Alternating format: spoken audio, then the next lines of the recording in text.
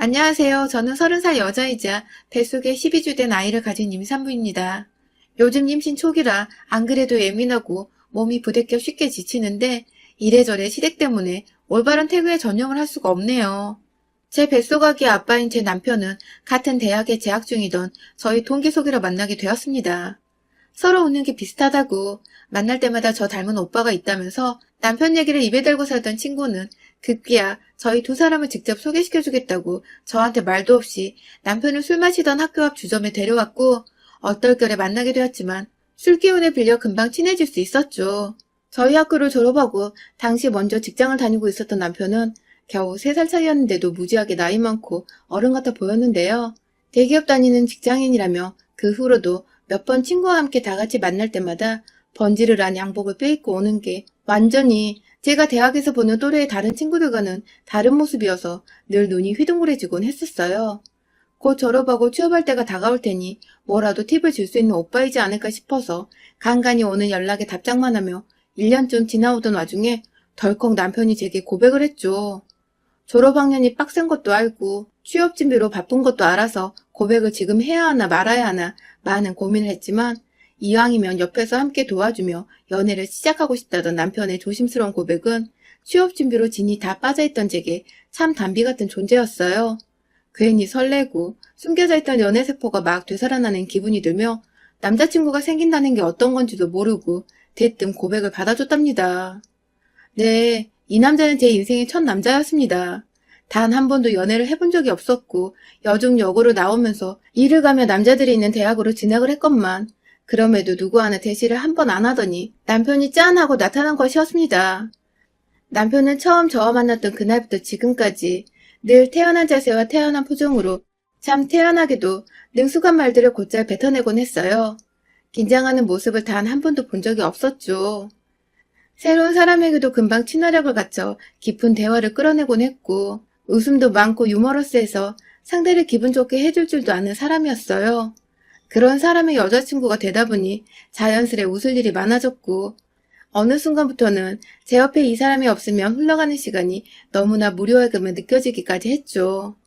그렇게 알콩달콩 연애를 하며 남편의 응원을 받아 저는 대학을 졸업함과 동시에 국내 굴지의 식품기업에 취직을 하게 되었습니다. 각자 직장인이 되고 나니 제가 학생일 때보다 연애는 더욱 즐거워졌어요. 마냥 자기가 돈 번다며 데이트 비용을 지불하던 남편에게 참 미안하기만 했는데 이제는 월급 받아 먼저 맛있는 저녁을 사기도 하고 깜짝 선물도 준비하는 등 제 딴을 좋아한다는 표현을 많이도 했죠. 그런 제 모습을 고마워라 하고 또 좋아라 하며 남편도 늘 저와의 데이트를 즐거워했고요. 단 하나 아쉬운 것이 있다면 저희가 연애를 하는 동안 간섭을 받았다는 것이었어요. 바로 그 무시무시하다는 시어머니도 아니고 시아버님도 아니고 저와 동갑내기인 시누이로부터 말이었죠. 당신은 시누이도 아니고 애비 시누이도 아니고 그냥 남자친구의 여동생이었는데 어찌나 저희가 데이트를 할 때마다 오빠한테 전화를 해서 옆에 제가 있는지를 묻고 무슨 데이트를 하냐고 묻고 뭘 먹었냐고 묻고 아주 시시콜콜한 것까지 다 보고를 해야 했죠.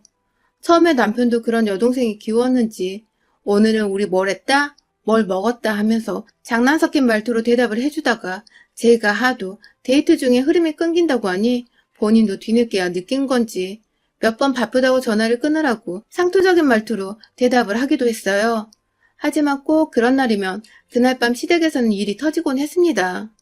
시누이가 저 하나 때문에 오빠가 변한 것 같다면서 시부모님 앞에서 떼를 쓰고 통곡을 하며 퉁명스레 전화를 받은 오빠를 나무랐고 그 바람에 오빠는 오냐 오냐 하며 키운 여동생이 혹여나 마음에 상처를 받을까봐 억지로라도 달래주는 척을 해야 했죠. 그렇게 한바탕 소동이 있고 나면 다음날 저한테 신세한탄을 하며 여동생 때문에 죽겠다는 말을 반복하곤 했고요.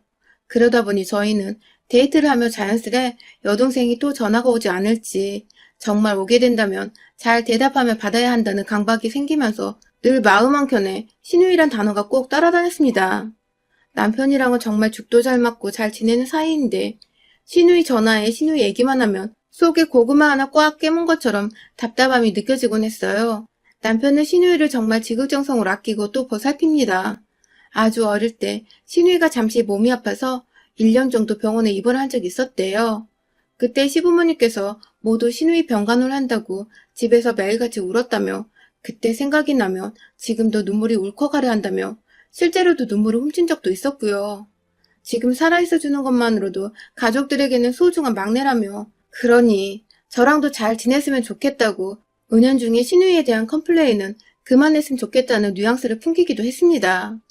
저야 결혼 생각이 없을 때만 해도 이런 집도 있구나 하며 대수롭지 않게 넘길 수 있었어요. 여동생이 아팠다고 하니 지금 건강한 모습을 많이들 좋아라 하실 테고 막내딸이고 하니 더 예쁨을 받겠구나 싶었죠. 하지만 남편과 연애를 지나 결혼 얘기가 오고 가기 시작하면서는 무지하게 신경이 쓰이더군요. 설마 결혼을 하고서도 매일같이 시누이의 전화에 시달리고 하루 어찌 지냈는데 하나하나 전달을 해줘야 하나 싶어서 머릿속이 까마득했어요. 그래서 제 딴에는 방법을 하나 고안했습니다.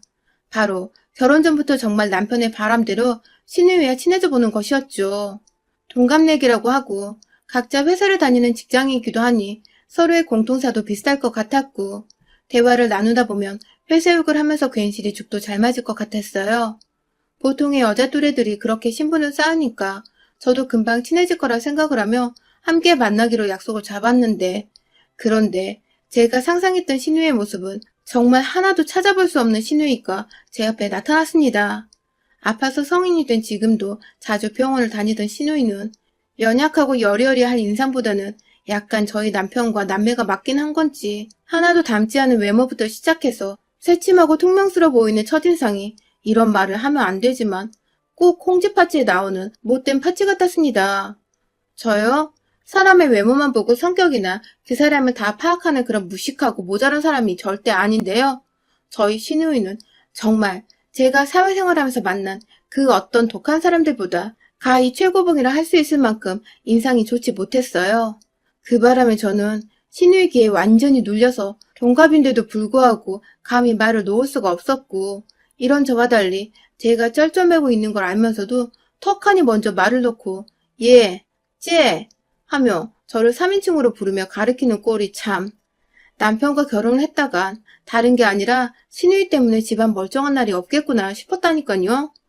그날 시누이를 만난 후 연애 중에 3번 정도를 더 만났었는데 그때마다 제 이름 대신 예, 쟤 하며 기분 나쁘게 절 불러댔고 저는 입도 뻥끗 못하도록 남편과 둘이서만 대화를 이어가며 절 의도적으로 배척하고 소외시키는 것도 느꼈는데요. 그럼에도 전 시누이 때문에 고민이 되는 결혼이었음에도 불구하고 오로지 남편을 보며 이 결혼을 결심했습니다. 시누이 한 사람만 빼놓으면 어쩌다 통화를 하게 되었던 시어머니도 좋은 분 같으셨고 늘 저를 챙겨주고 재밌게 웃겨주는 남편은 평생 배우자감으로 정말 딱이었거든요. 그렇게 돈을 질끈 감고 설마 시누이 때문에 이혼까지 갈 정도로 말싸움이 오갈 일이 생기겠나 싶어서 섣부른 고민이라 잡생각을 접어두고 식을 올렸어요. 그게 벌써 1년 전이네요.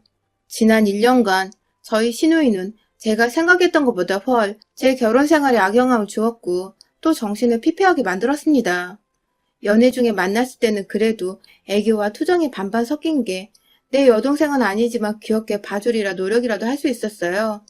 저도 저희 친정에서는 오빠가 있는 막내 여동생이다 보니 흔한 집에서 흔하게 오빠를 차지하고 싶어하는 영락없는 여동생의 모습이 제 눈에 보이기도 했었으니까요. 하지만 결혼을 하고 저희 둘만의 공간인 신혼집이 생기고 나선 공간적인 부분에 대한 아가씨의 질투와 욕심이 커져갔습니다. 중고등학생도 아닌 제 동갑내기인데 결혼을 한 오빠가 새 가족을 데려왔으면 친해보고 서로에 대해 알아보고 이해해보려 하는 자세를 가지는 게 먼저일 텐데 우리 시누이는 시부모님과 함께 신혼집으로 집들이러 온 그날부터 그러더라고요. 어떻게 오빠가 내 방 하나 만들어 놓질 않고 신혼집을 차려놓을 수 있냐고 말입니다. 얼이 빠져 턱이 땅까지 미끄러져 간 기분이었습니다. 신혼집의 게스트룸, 하다못해 시부모님 방도 아닌 시누이 방을 차려놓아야 한다니요. 그 말에 네? 하며 놀란 눈을 일부러 더 크게 뜨고는 남편을 쳐다봤어요.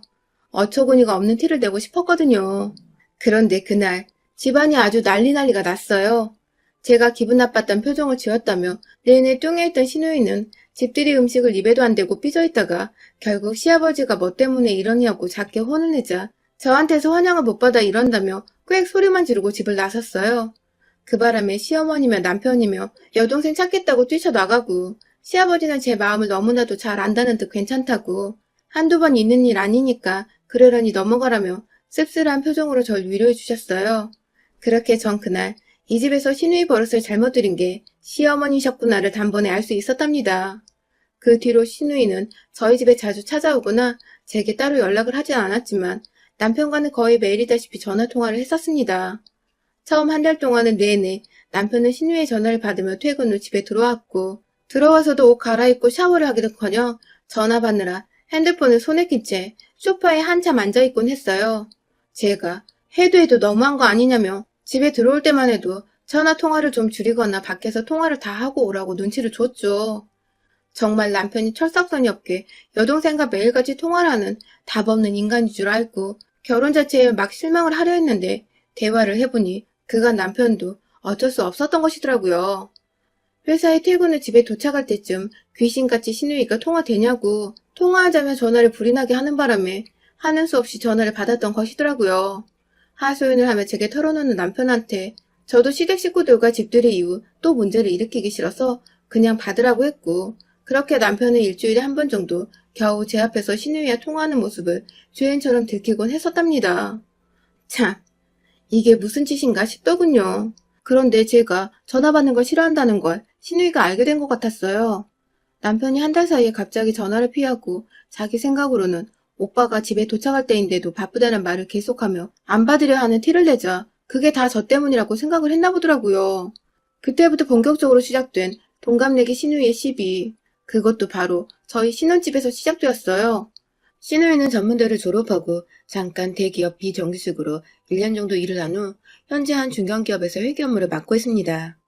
고등학교 때부터 특성화고를 졸업해서 그쪽으로 진로를 일찍 잡았다고 들었어요. 그 얘기를 남편한테 들은 지도 벌써 연애 때부터 오래되었었고 시누이가 무슨 대학을 졸업했건 지금은 어느 직장에서 얼마를 받고 뭘 하면 출퇴근을 하든 저는 정말 하나도 관심이 없었습니다. 시누이 인생이니 본인이 원하는 대로 능력대로 사는 것일 텐데 제가 뭐라고 거기다가 잣대를 들이밀겠나요? 그런데 우리 시누이는 본격적으로 신혼집에 자주 발을 들이밀기 시작하면서 저를 살살 긁어대는 말들을 시전하며 제 기분을 왕창 상하게 만들었어요.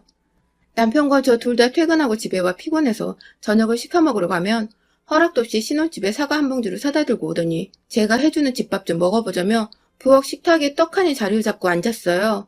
말없이 제 집에 찾아온 것부터 기분이 나빴지만 빈손도 아니고 사과 한 봉지를 또 들고 오니 뭐라 할 수도 없고 피곤해서 배달 음식 시켜 먹으려고 한다고 하니 오빠는 결혼해서 고작 와이프한테 바깥 음식을 얻어먹으며 사냐며 결혼 잘못했다고 그렇게 집밥 좋아하던 우리 오빠 불쌍하다며 저와 남편 앞에서 이 소리를 아무렇지 않게 짓거리곤 했습니다.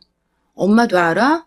하며 시어머니한테 금방이라도 일러다 바칠 기세길래 잘못한 것도 없는데 전 괜히 쫄아서 당장 집밥 차려주겠다며 손발을 걷어붙여 부엌에서 한참 요리를 하다 갖다 바치곤 했죠. 꼭 집에 올 때는 핑계 댈 만한 것들, 예를 들면 사과 한 봉지나 커피 3잔 등 1인당 돈이 5,000원은 넘지 않을 정도의 음식들을 함께 들고 와서는 제 집에 들어오던 시누이. 그렇게 한두 번 오다 보니 이젠 제가 만만해졌는지 저의 삶에 대해 터치를 하기 시작했어요. 제 직장과 제 나이, 제가 살아온 지난 제 삶들을 모조리 꺼내들어 이러쿵 저러쿵 되도 않는 잔소리와 간섭을 하기 시작한 것입니다. 앞서 말했듯이 저는 시누이가 사는 인생에 대해 정말 단 일도 관심이 없는 사람입니다. 그런데 시누이는 한두 번도 아니고 잘 알지도 못하는 제 직업에 대해 까내리기 시작했어요. 친해지려고 먹을 걸 들고 사온 줄 알았는데 저를 까내리기 위한 자리를 마련하고자 찾아왔던 시누이는 다 같이 모여 거실이나 부엌 식탁에 자리를 잡고 앉으면 기다렸다는 듯이 저에게 질문을 던졌어요. 뭐하는 회사냐? 연봉은 세후 얼마를 받냐? 같은 기본적인 것부터 시작해서 그런 식품회사를 다니면 머리에 망을 끼고 일을 하냐? 직접 기름 두르고 요리도 하냐면서 별 그지 같은 소리를 해대며 재밌다고 혼자 웃더라고요. 아니, 식품회사에서 요리사만 근무를 하냐고요. 시누이처럼 회계 일 하는 사람도 있고 마케팅 하는 사람도 있고 디자인 하는 사람도 있고 죄다 각종 분야에서 잘 나간다는 사람들이 다 모인 회사인데 진짜 유머가 아니라 비꼬려고 기분 나쁘게 웃으며 이런 질문을 하는 시누이를 정말 한 대 때려주고 싶은 거 꾹 참았습니다. 그러다가 최근에 제가 임신을 하는 바람에 완전히 온몸이 긴장의 연속이었어요. 첫 임신이었기에 기쁜 마음도 컸지만 주변에 유산을 한 친구가 있었기 때문에 좀 조심을 하려고 했죠. 남편이나 저나 건강관리를 최우선으로 여기면서 회사도 나름 열심히 다니고 있었고 마인드 컨트롤도 잘하고 있었는데 임신 소식을 듣자마자 또 달려온 우리 시누이. 무슨 말을 해도 정말 최대한 잘 넘겨오려고 했는데 그날 시누이가 절 제대로 빡이 돌아버리게 만들었답니다. 언제나 집에 와서 시답지 않은 제 일상을 걸고 넘어지며 빗꼬리하던 시누이가 하다 제가 인생을 헛살았다는 헛소리를 짓거렸거든요. 제가 대학을 다닐 적에도 취업에 대한 부담이 컸기에 최대한 기본에 충실하자며 졸업학점도 4.2를 유지했고 남들 쌓는 기본적인 어학 스펙부터 각종 전공에 관련된 자격증들을 따다 모았습니다. 지금 다니는 식품회사도 우리나라 1위 식품회사 있고 들어가면서 자부심도 컸고요.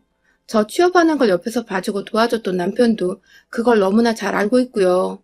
그런데 비교하라는 건 아니지만 전문대 졸업하고 비정규직으로 한번 대기업에 들어갔다 잠깐 일하고 나와서 지금은 작은 회사에서 일하는 시누이가 자꾸만 대기업 별거 없다면서 학점 관리 제대로 못한 나도 들어가질 않았냐며 제 앞에서 저의 대학 시절의 노력들을 다 헛수고했다는 말을 하더군요.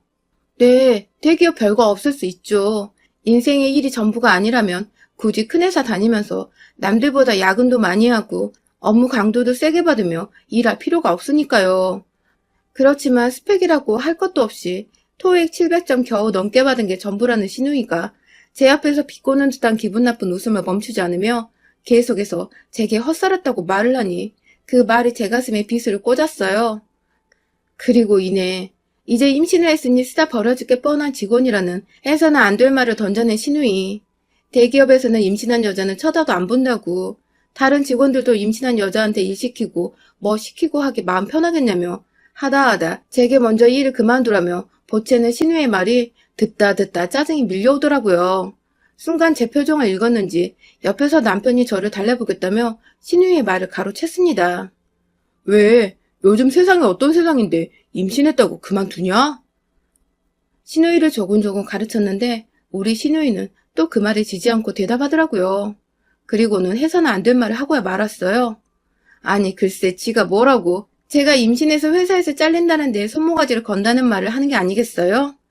뱃속에 지 조카가 자라고 있는데 손모가지 건다는 소리를 하질 않나. 임신했다고 축하는 못해주망저 곧 회사에서 잘릴 거라고 악담을 퍼붓질 않나. 이대로 가만두자니 제가 속에서 어마어마한 천불이 나는 바람에 빨리 불을 꺼야 했어요. 매일매일 빈손으로 나누는 시누이가 그날은 손에 시어머니가 주신 들기름을 들고 왔거든요. 회사 퇴근하고 저희 집으로 바로 왔는데도 시어머니 들기름이 손에 들려있는 걸 보니 저를 꼽주려고 아침부터 들기름을 회사에 챙겨갔다가 친히 그걸 들고 곧장 저희 집으로 퇴근을 했나 보더라고요. 저한테 악담을 퍼볼 생각에 기분 좋게 이거 들고 출근했다 퇴근했을 시누이 생각에 머리가 더 터질 것 같았습니다. 아무래도 스트레스를 속으로 삼키느니 밖으로 뱉어내는 게 뱃속 아기 태교에도 좋을 거란 생각이 들었어요. 그 순간 정말 1초의 망설임도 없이 귀하디 귀한 국산 들기름을 그만한 값어치도 없어 보이는 시누에게 확 부어버렸습니다. 순간 병으로 확 쳐버리려는 걸 겨우겨우 참고는 들기름 뚜껑을 열자마자 시누이와 눈이 딱 마주치고는 곧장 얼굴에 명중을 해서 들이부었죠. 온몸이 얼굴에서부터 질질 흘러내려오는 들기름으로 범벅이 된 시누이는 고소한 맛 때문인지 미끌미끌한 촉감 때문인지 한동안 지금 이게 무슨 일인가 하고 정신을 못 차리고 있었는데 곧이어 오빠! 하면서 남편을 부르며 소리를 지르고 울고 불고 아주 난리가 아니었죠. 남편한테 말했습니다.